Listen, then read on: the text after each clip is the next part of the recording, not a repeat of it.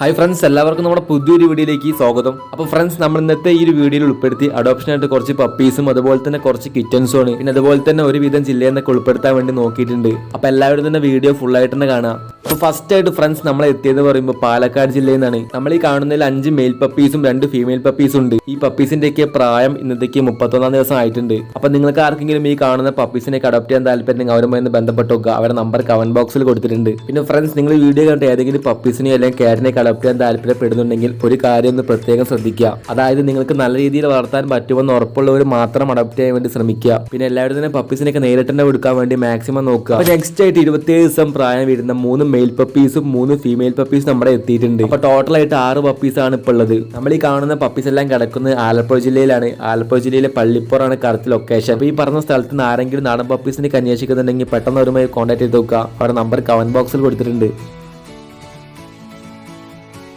അപ്പോൾ അടുത്തായിട്ട് ഫ്രണ്ട്സ് അഡോപ്ഷനായിട്ട് എത്തിയത് കുറച്ച് നാടൻ പൂച്ചക്കുട്ടികളാണ്.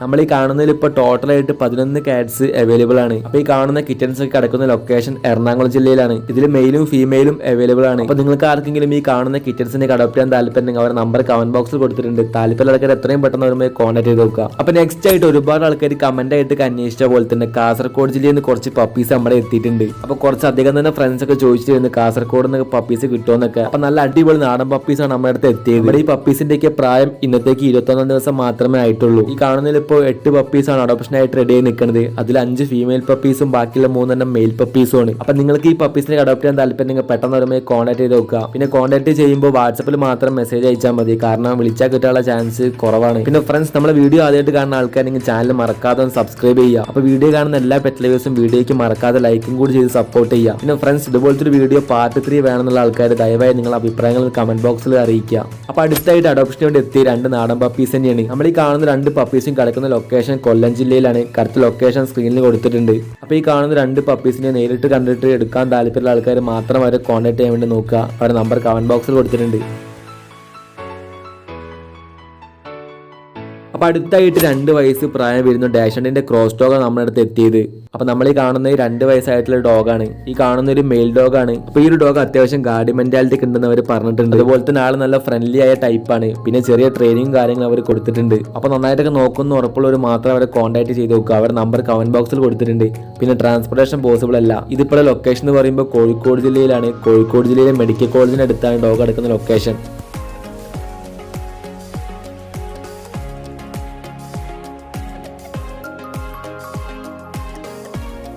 അടുത്തായിട്ട് ഫ്രണ്ട്സ് എത്തിയ കുറച്ച് ക്രോസ് പപ്പീസ് ആണ്. നമ്മൾ ഈ കാണുന്ന നാടന്റെയും സ്പിറ്റ്സിന്റെയും കുറച്ച് ക്രോസ് പപ്പീസ് ആണ്.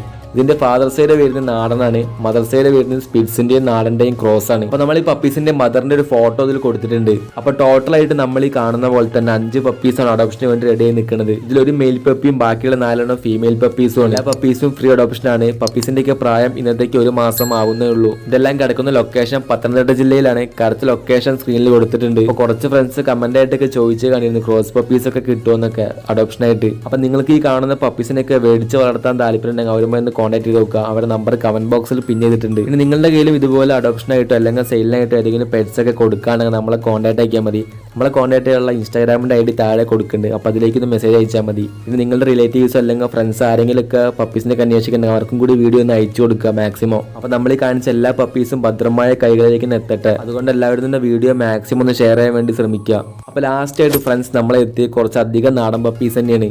അപ്പോൾ ഇവരുടെ കയ്യിൽ 30-ലധികം പപ്പീസ് ഇപ്പോൾ അവൈലബിൾ ആണ്. എല്ലാ പപ്പീസും നല്ല അടിപൊളി ഹെൽത്തിയും ആക്റ്റീവ് ആയ പപ്പീസ് തന്നെയാണ്.